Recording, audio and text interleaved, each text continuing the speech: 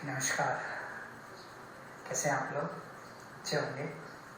और आशा करता हूँ कि आप लोगों ने जो पढ़ा होगा वो भी अच्छी तरीके से पढ़ा होगा अभी तक जो हमने यहाँ क्रिया करवाई है। और कितनी क्रियाएं हो चुकी हैं? अभी तक हमारी 3 क्रियाएं हुई हैं, जिसमें आल्किल समूह और OH समूह की सम्मिलित क्रियाएं हैं, ठीक है ना। और उसमें एक क्रिया करवा दी है मैंने, वो कौन सी? निर्जलीकरण। अब जो अगली क्रिया करवा रहा हूँ मैं, OH समूह, एल्किल तथा OH समूह की जो तीसरे नंबर की क्रिया है, समूह है की क्रिया, और इसमें दूसरी जो क्रिया है, पहली निर्जलीकरण पड़ी, दूसरी जो क्रिया है वो है विहाइड्रोजनीकरण। विहाइड्रोजनीकरण कौन सी क्रिया है? विहाइड्रोजनीकरण। अब देखो विहाइड्रोजनीकरण क्या होता है? हाइड्रोजन का निकलना। विहाइड्रोजनीकरण मतलब हाइड्रोजन का निकलना। अब इसमें क्या होगा? इसके अंदर कॉपर चूर्ण की उपस्थिति में, ये CO चूर्ण है, इसकी चूर्ण की उपस्थिति में 573 केल्विन ताप पर एल्कोहल को गर्म करना है। और जैसे ही आप इनकी उपस्थिति में गर्म करोगे तो एल्कोहल जो है, प्राथमिक द्वितीयक तृतीयक एल्कोहल, वो अलग अलग उत्पाद देंगे। वो कौन कौन से उत्पाद देंगे वो अभी हम देखेंगे इसके अंदर। देखो, फर्स्ट डिग्री जो एल्कोहल है, प्राथमिक एल्कोहल, इनका जब निर्जलीकरण विहाइड्रोजनीकरण किया जाता है तो ये एल्डिहाइड बनाते हैं। क्या बनाते हैं? एल्डिहाइड। तो हमने लिख दिया, ठीक है। और कार्बनों की संख्या उतनी रहेगी इसमें, तो एग्जांपल के रूप में एक एक इनका एग्जांपल लेते हैं। इंपॉर्टेंट क्रिया है, पहले भी बोर्ड में आई हुई है एक बार, ठीक है। तो इसमें देखो कैसे आएगा। मान लो ये प्राथमिक एल्कोहल है, RCH2, और एक H नीचे लिखा हूं मैं, ये O और ये नीचे H। हमको गर्म करना है इसको कॉपर चूर्ण, ये कॉपर चूर्ण की उपस्थिति में 573 केल्विन ताप पर इसको गर्म कर रहे हैं, ठीक। जैसे इसमें से गर्म करेंगे हाइड्रोजन निकल जाएगी इसमें, और जैसे हाइड्रोजन निकलेगी तो क्या RCHO बन जाएगा, ये बनेगा RCHO प्लस, दूसरी क्या निकली है इसमें से? हाइड्रोजन गैस, ठीक है। तो ये क्या बना आपका? एल्डिहाइड। एल्डिहाइड। अब कौन सा एल्डिहाइड बनेगा? जो इधर एल्कोहल ले हो गया। अब मैं इसका एग्जांपल भी बता देता हूँ आपको। मान लो आपने यहाँ पे CH3 लिया, ये CH3 लिया, तो यहाँ भी क्या लग जाएगा? ये आपका CH3। और जैसे ये CH3 लगेगा तो ये एथेनॉल, और ये क्या बन जाएगा? एथेनॉल। तो एथेनॉल से एथेनॉल में कन्वर्ट हो जाएगा। क्लियर?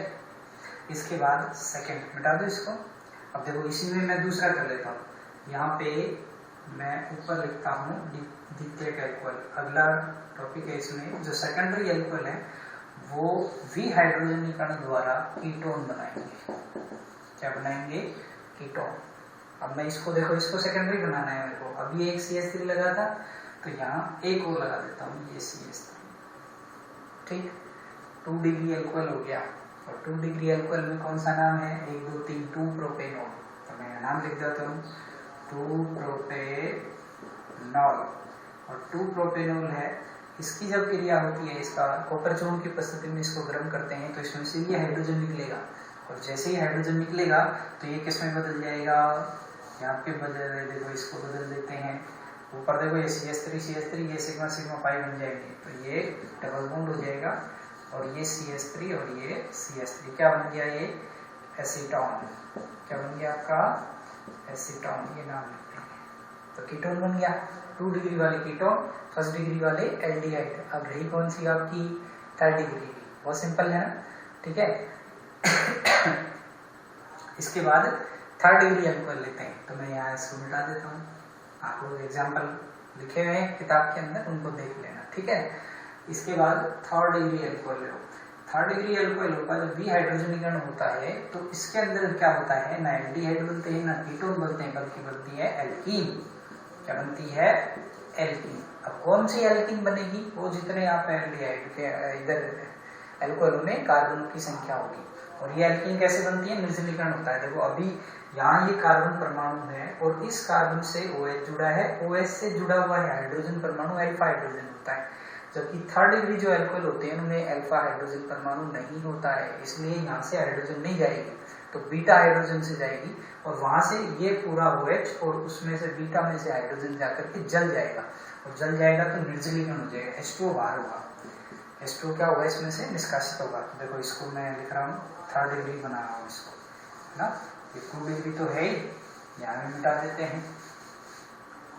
अब देखो इसमें ये OH एल्कोहल, अब थर्ड भी बनाना है तो यहाँ क्या लगाना होगा CH3। अब चाहे ऊपर वाले में इसमें या इसमें किसी में से भी आप एक हाइड्रोजन जो बीटा हाइड्रोजन है वो लिया जाएगा। अभी अल्फा ले रहे थे, मैं हर में अल्फा लिया था मैंने, अब बीटा हाइड्रोजन परमाणु जाएगा इसमें से।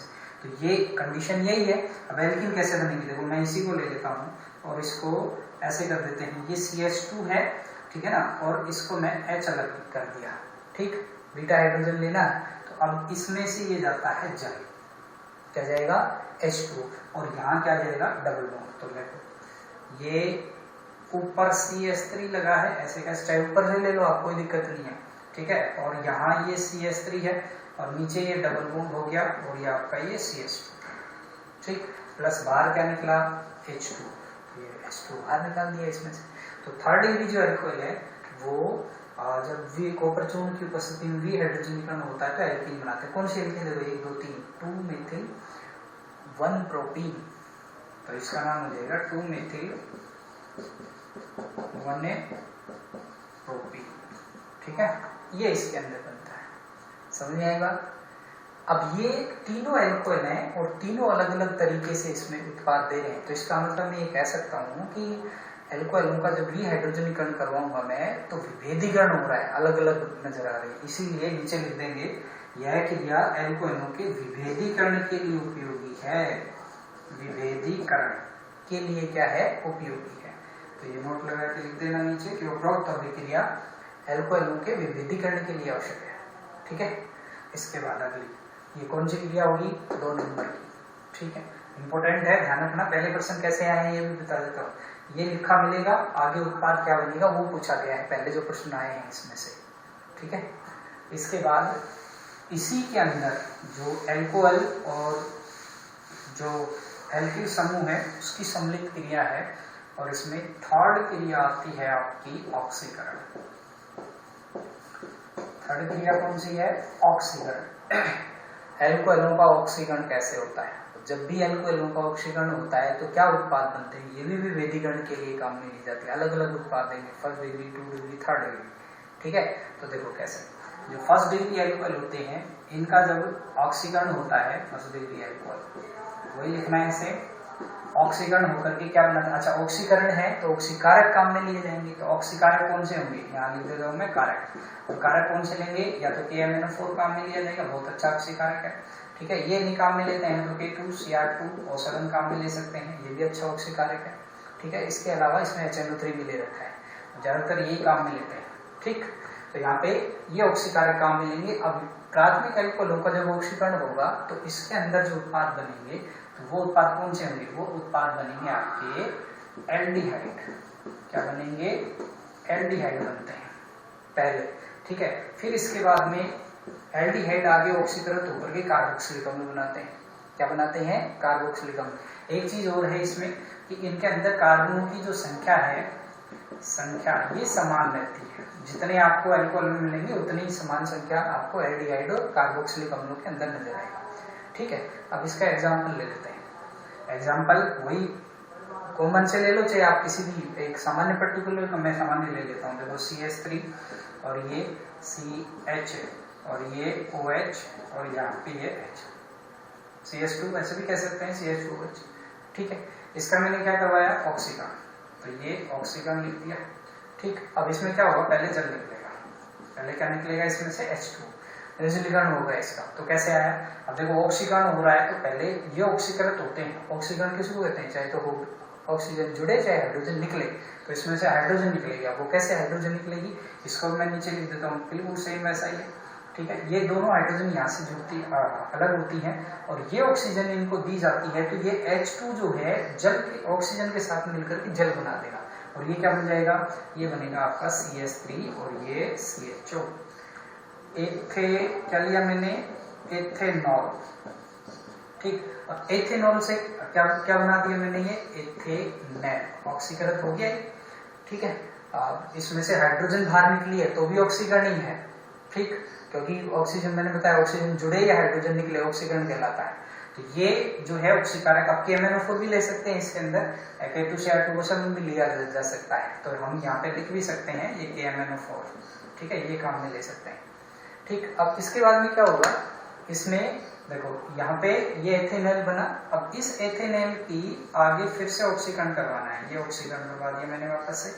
अब जैसे ही ऑक्सीकरण होगा तो KMnO4 काम में आएगा, ये एथेनॉल जो है ऑक्सीकरण तो करेगा, कार्बोक्सिलिक अम्ल में बदलेगा, एक ऑक्सीजन और जुड़े। अब हाइड्रोजन नहीं निकलेगी इसमें से, ऑक्सीजन जुड़ेगी आपकी बात, तो ये जुड़ेगी तो देखो क्या बनेगा CH3 और ये COOH, देखो यही है CH3, ये रहा, ये कार्बन रहा, ये हाइड्रोजन रहा, एक ऑक्सीजन और जोड़ दी मैंने तो COH बन गया, तो ये बन गया एसिटिक अम्ल, क्या बन गया एसिटिक अम्ल, एसिटिक एसिड बन गया ये, ठीक है। तो प्राथमिक एल्कोहल जो है वो क्या बनाते हैं अंतिम उत्पाद एसिटिक अम्ल, कार्बनों की संख्या सेम रहती है, यहाँ जितने कार्बन है उतने ही कार्बन इसमें नजर आ रहे हैं, क्लियर। इसके अंदर एक चीज और दे रखी है जो NCERT में थी पहले आपके, अभी नहीं है, माध्यमिक शिक्षा बोर्ड में वो नहीं है, ठीक है, NCERT के अंदर ही लिखी हुई है वो। तो क्या लिखा हुआ है कि जो एल्कोहल होते हैं, फर्स्ट डिग्री जो एल्कोहल होते हैं, उनसे यदि आप एल्डिहाइड ही अधिक मात्रा में अगर बनाना चाहते हैं तो उसके लिए आपको ऑक्सीकारक के रूप में एक नया शब्द है वो काम में लिया जा सकता है, और वो कौन सा है, तो उसका नाम लिखा हुआ है, हालांकि आपको चाहे तो गाइड में मिले या और किसी के अंदर दिखाई दे, उसको कहते हैं PCC, क्या बोलते हैं इसको, PCC। अब PCC का पूरा नाम जो है वो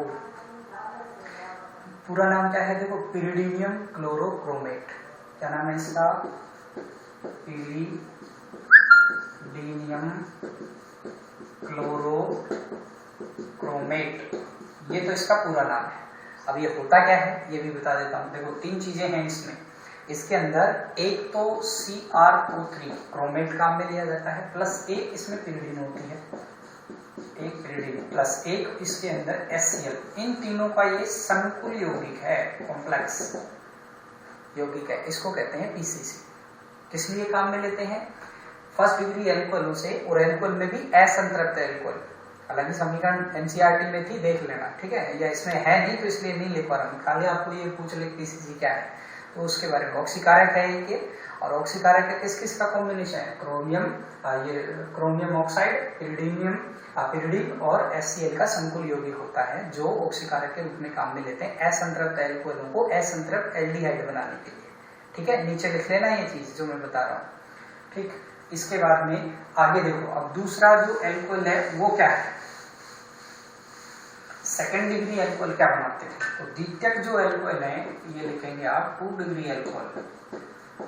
2 डिग्री एल्कोहल जब भी ऑक्सीकृत होते हैं तो ये बनाते हैं आपके कीटोन, क्या बनाते हैं, कीटोन, और कीटोनों से फिर कार्बोक्सिलिक अम्ल बनेगा, आगे किसमें बदलेंगे, कार्बोक्सिलिक अम्ल में, लेकिन वहां पे कार्बनों की संख्या सेम थी, यहाँ कार्बन जो है कम पड़ जाएगा, एक कम कार्बन होगा, कितना कार्बन कम होगा, एक कम कार्बन का कार्बोक्सिलिक अम्ल बनेगा, कब, जब एल्कोहल में परिवर्तित होगा, तो यहाँ कीटोन में कोई फर्क नहीं पड़ेगा, कीटोनों में सेम रहेंगे, ठीक। अब वो समीकरण के रूप में देख लेते हैं, तो समीकरण लिखेंगे इसको, देखो ये CH3 और ये CH3, 2 डिग्री एल्कोहल बनाना है तो यहाँ पे एक H ले लिया और ये O और ये H, क्लियर, ठीक, 2 डिग्री एल्कोहल है।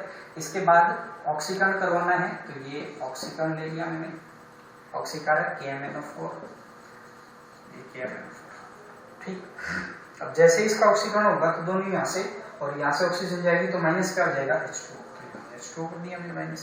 अब लिखेंगे देखो इसको क्या हो जाएगा, सिग्मा सिग्मा पाई हो जाएगा, तो ये कार्बन, ये CH3 और ये CH3 और ये डबल कीटोन बन गया, क्या बन गया, ये कीटोन, और कीटोन में कौन सा, एसीटोन, क्या बनाया मैंने, एसीटोन। अब क्या करना है, देखो एसीटोन को वापस से ऑक्सीकृत करना है, नीचे दिखाई दे रहा है ना, ऑक्सीकरण करवाया मैंने। अब जब भी ये एसीटोन जो ऑक्सीकृत होगा, अब इसके अंदर एक कम कार्बन वाला कार्बोक्सिलिक अम्ल बनेगा, ठीक। अब कम कार्बन वाला कैसे बनेगा, मान लो यहाँ पे ये जो CH3 है या ये जो CH3 समूह है, इसमें से दोनों में से कोई सा भी जो समूह है वो इसके अंदर टूटेगा, और टूटने के बाद एक कम कार्बन का कार्बोक्सिलिक अम्ल बनेगा, तो आप इसमें से किसी को भी तोड़ लो, देखो ये CH3 समूह में तोड़ने का तरीका बता रहा हूँ, ये CH2 और ये H, ऐसे ही है। अब ये इससे जुड़ा हुआ है, ऐसे सोच लो, ये इसको मैं इधर लिख देता हूँ, ठीक, इसको मैंने यहाँ से तोड़ा, H अलग हो गया और CH2 समूह अलग, और ये भी टूटेगा यहाँ से, पूरा CH3 समूह टूटेगा इसमें, तो देखो ये जो H है ये इसके लग के ये ऑक्सीजन इसको देगा, तो ये पहले तो उत्पाद जो बन रहा है वो देखो CH3COOH। कौन सा आया? ये CH3, ये C, और एक ऑक्सीजन ये ऑक्सीजन लग रहा है, एक ऑक्सीजन यहाँ से लग जाती है, तो एक ऑक्सीजन हाइड्रोजन जो है यहाँ से मिलता है इसको, तो ये CH3COH प्लस। इसके बाद और क्या बनेगा? अब ये CH2 समूह बचा आपके पास, क्या बचा है? CH3 समूह। तो इसमें से दो जो हाइड्रोजन है वो तो ऑक्सीजन को देकर के जल के रूप में, और जो कार्बन है वो दो ऑक्सीजनों के साथ में CO2 के रूप में बदलता है। तो यानी यहाँ लिख रहा हूँ, दिखाई दे रहा है ना? तो एक तो बनेगा आपका H2O प्लस एक बनेगा CO2। कितनी ऑक्सीजन काम में आई है? देखो एक यहाँ भी है, दो यहाँ भी है और एक यहाँ, तो टोटल कितनी आई? 4 ऑक्सीजन काम में है। ठीक है, ये इस तरीके से समझ में आया? ये सेकेंडरी एल्कोहल जो है, पहले कीटोन, कीटोन के बाद में कार्बोक्सिलिक अम्ल, और कार्बोक्सिलिक अम्ल में कौन सा? ये एसिटिक अम्ल। अच्छा, उसमें इसमें क्या डिफरेंट था? वहां कार्बनों की संख्या सेम, यहाँ देखो सेकेंडरी एल्कोहल में कार्बन 1 2 3, और यहाँ कितने नजर आ रहे हैं? 1 2 कार्बन, एक आ गया CO2 के रूप में बना हुआ है इसमें। क्लियर? समझ में आ गई समीकरण? अगली देखो, ठीक है। इसके बाद आता है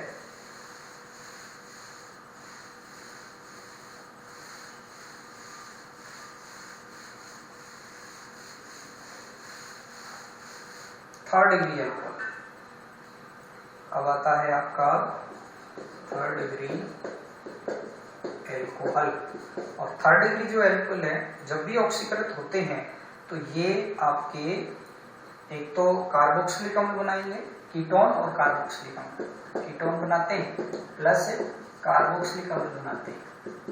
ठीक है, थर्ड डिग्री एल्कोहल जो है वो जब भी ऑक्सीकृत होते हैं तो कीटोन बनता है और कार्बोक्सिलिक अम्ल बनता है। लेकिन यहाँ कार्बोक्सिलिक अम्ल जो बनेगा, इसमें कार्बनों की संख्या 2 कम हो जाएगी। कितनी कम हो जाएगी? 2। अब वो 2 कम कैसे होगी उसका उदाहरण देखते हैं। थर्ड डिग्री एल्कोहल लिखो एक बार। तो ये थर्ड डिग्री एल्कोहल लिख रहे हैं, CH3 और ये CH3 और ये CH3 और ये OH। ठीक, अब इसमें देखना एक बार, यहाँ पे अल्फा हाइड्रोजन परमाणु नहीं है, यहाँ पे कोई अल्फा हाइड्रोजन परमाणु नहीं है, जबकि अन्य जो अभी हमने सेकेंडरी और फर्स्ट डिग्री देखा था उसमें अल्फा हाइड्रोजन परमाणु था। तो ऐसी स्थिति में क्या होता है कि थर्ड डिग्री जो एल्कोहल है वो आसानी से ऑक्सीकृत नहीं होते हैं, आसानी से ऑक्सीकृत नहीं होते हैं। माने कहने का मतलब ये है कि इनको अगर ऑक्सीकरण करवाना चाहिए हम KMnO4 से, क्षारीय KMnO4 या उदासीन KMnO4 से, तो ऑक्सीकृत नहीं होंगे। तो क्यों नहीं हो रहे हैं? क्योंकि अल्फा हाइड्रोजन परमाणु नहीं है। यानी इसमें अल्फा हाइड्रोजन परमाणु नहीं होता है, और अल्फा हाइड्रोजन परमाणु नहीं होने के कारण से आसानी से ऑक्सीकृत नहीं हो रहे हैं। तो क्या करना पड़ेगा? कोई प्रबल ऑक्सीकारक लेना पड़ेगा। ऐसी स्थिति में इसमें अम्लीय ZnCl2 दिखाई दे रहा है? नहीं दिखाई दे रहा है, तो इधर लिख रहा हूं, अम्लीय ZnCl2 की उपस्थिति में इसका ऑक्सीकरण करवाते हैं। तो ये चीज ध्यान रखनी है, तृतीयक एल्कोहल आसानी से ऑक्सीकृत नहीं होते हैं। क्यों नहीं होते हैं? क्योंकि इनके अल्फा हाइड्रोजन परमाणु नहीं होता है। अल्फा हाइड्रोजन परमाणु नहीं हुआ तो ऑक्सीकरण नहीं हो रहा है। तो ऐसी स्थिति में जबरदस्ती ऑक्सीकरण करवाएंगे इनका, यानी या तो अपने आप हो जाए तो ठीक बात है, नहीं तो कहते हैं ना कि उंगली घी को सीधी उंगली से नहीं निकले टेढ़ी करनी पड़ती है। तो यही है इनके साथ है, इनको ऑक्सीकृत करवाने के लिए हमें दूसरा तरीका अपनाना पड़ता है। वो तरीका क्या है? अम्लीय ZnCl2 और मिला दो, फिर ऑक्सीकृत हो जाएंगे, और ऑक्सीकृत होकर पहले कीटोन बनाएंगे, और कीटोन फिर क्या बनाएंगे? इसका कार्बोक्सिलिक अम्ल बनेगा, लेकिन इसमें 2 कार्बन आपको कम नजर आएंगे। ठीक है, तो ये देखो इसमें, अब इसकी समीकरण देख लेता हूँ। ये चीजें मैंने समझा दी है, इसमें आपको बता दिया मैं। देखो ये आपका थर्ड डिग्री एल्कोहल है। ठीक, ऑक्सीकरण करवाना है तो यहाँ ये ऑक्सीकरण करवा दिया मैंने, ऑक्सीकरण। अब 2 तरीके हैं इसको समझने के। एक तो जो किताब में समीकरण दी गई है वो डायरेक्ट समीकरण दी गई है इसमें। दूसरा क्या डाला में ZnCl2 अम्लीय माध्यम, ये अम्लीय ZnCl2 और डाला है। एक तो सीधा इसमें बताया है, जो किताब के अंदर समीकरण दी है वो क्या समीकरण दे रखी है? एक तो एसीटोन बना दिया है, C+2 और ये CH3 और ये CH3, एक बना रखा है HCOOH, ये बना हुआ है, नहीं नजर आ रहा। चलो नीचे लिख रहा हूँ, ये तो दिख गया, एसीटोन तो दिख ही रहा है, प्लस यहाँ लिख रहा हूँ HCOOH। एक तो फार्मिकम और एक आपका एसीटोन। ये तो किताब की समीकरण बता रहा हूं मैं, जो किताब में लिखी हुई है बिल्कुल सीधी इस तरीके से। अब इसमें क्या करते हैं कि जैसे इसके अंदर ये किया हमने, तो ये ऑक्सीकरण हुआ, तो देखो ये तो क्या बन गया आपका एसीटोन, ये कीटोन बन रखा है, और ये कार्बोक्सिलिक, लेकिन कार्बन की संख्या 2 कम पड़ रही है। देखो यहाँ पे 1 2 3 4 कार्बन है, और यहाँ पे 1 कार्बन का मिल रहा है, 3 कम पड़ रहे हैं, सॉरी। और यहाँ पे ये कीटोन जो है वो उसके अंदर है, तो टूट रहे हैं। अब ये टूटा कैसे है, तो इसको मैं थोड़ा सा दूसरे तरीके से बता रहा हूँ। ये तो आपकी किताब के अंदर समीकरण है उसमें है, लेकिन बना कैसे है आप इधर चाहे तो नीचे लगा करके या कैसे भी याद रखने का, हालांकि लिख के यही आनी है, जब बोर्ड में आए तो सीधा आपको लिखना है, नहीं तो ये तो पद बढ़ेगा इसमें, तो एक पद बढ़ा के बताऊंगा मैं। तो पहले क्या होता है, इसके अंदर वही चीज होगी यहाँ से, और मैं दूसरा तरीका बता रहा हूँ। देखो ये CH2 और ये H, इसमें से जल निकलेगा, सॉरी यहाँ से ये H निकलेगा और ये H, ठीक है, और यहाँ से ऑक्सीजन दी जाएगी, तो ये क्या हो जाएगा H2। तो ये क्या बना, देखो पहले ये CH3, सॉरी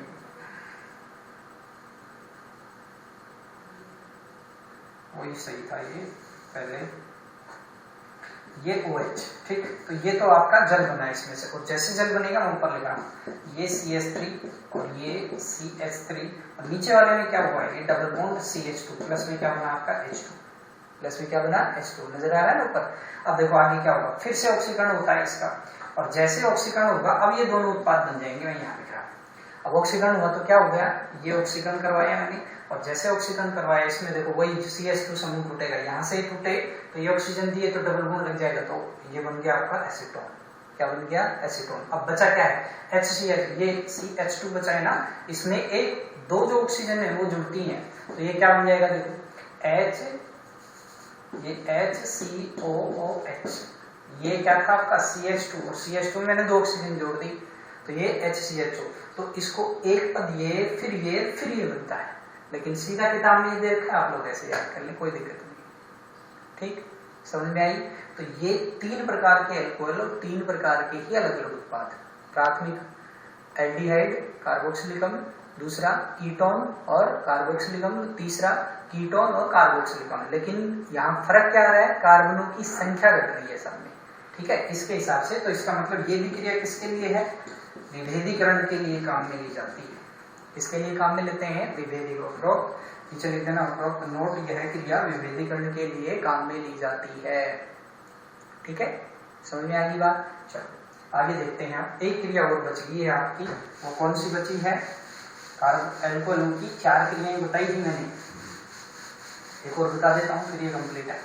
चौथी क्रिया लोन पेयर की क्रिया बताई थी मैंने, चौथी क्रिया बता रहा हूँ, लोन पेयर ऑक्सीजन के उपस्थित और ऊपर उपस्थित जो लोन पेयर होते हैं उनकी क्रियाएं। तो लोन पेयर की क्रिया में देखो क्या होती है, तो जैसे लोन पेयर, क्योंकि अभी हमने देखा, इसका उदाहरण ये देख लेते हैं, CH3 ये O और ये H, CH2 ले लेते हैं, चलो CH3 और ये CH2 और ये OH, ठीक है, ये ऑक्सीजन के ऊपर लोन पेयर नजर आ रहे हैं, ठीक। अब ये लोन पेयर की क्रिया है, अभी देखो ये भी भाग ले लिया, OH भी भाग ले लिया, H वाला भी भाग ले, 3 क्रियाएं होगी, चौथी क्रिया है लोन पेयर की क्रियाएं। तो ये जो क्रियाएं होती हैं, इसकी क्रिया HCl से, देखो होता क्या है, ऑक्सीजन के ऊपर उपस्थित जो लोन पेयर होते हैं वो दान कर दिए जाते हैं, और दान करने के बाद में जो आयन बनता है उनको उसको कहते हैं alkyl oxonium ion, alkyl oxonium ion बनता है। और ये एल्किल ऑक्सोनियम आयन जो है वो किस प्रकार से बनेगा, उसका एग्जांपल बता रहा हूँ आपको, नीचे लिख देता हूँ।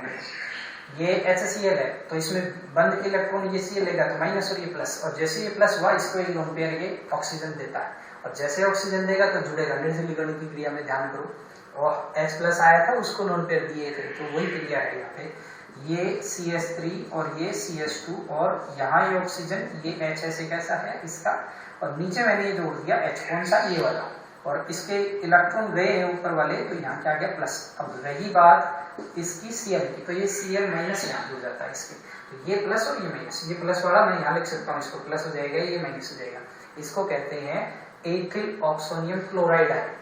क्या बोलेंगे इसको, एथिल ऑक्सोनियम क्लोराइड। तो यहाँ पे नाम भी लिख देंगे इसका, एथिल ऑक्सो, दिखाई दे रहा है, नियम क्लोराइड। ठीक है, ये 4 प्रकार की आपकी क्रियाएं हैं। पाठ आपकी जो अभी नोट्स में दूंगा उसके अंदर अवेलेबल है, देख के लिख लेना। फिर भी कोई समीकरण अगर नहीं समझ में आती है तो मेरे को बता देना। बाकी सिंपल समीकरण है, तीनों क्रियाएं हैं, विभेदीकरण के लिए काम में लेते हैं। अब इसके बाद में अगला जो टॉपिक आएगा इसमें वो एल्को का विभेदीकरण है, जिसके अंदर बहुत सारी क्रियाएं हैं, विक्टरमेयर विधि है, वो काम में लेंगे इसमें। ठीक है, धन्यवाद। अच्छी तरीके से याद करना है इसको, जो भी समीकरण है। हालांकि ये घर से है लेकिन फिर भी पूरी कोशिश कर रहा हूँ कि बढ़िया आपको अच्छी तरीके से, फोटो भी अच्छी दिखाई दे और समझ में भी अच्छी तरीके से आए, दोनों की कोशिश की जा रही है। अब वो तो देखो पहले जैसा तो जहाँ पे क्लियरिटी आ रही थी वो तो चीज़ है नहीं। ठीक, धन्यवाद।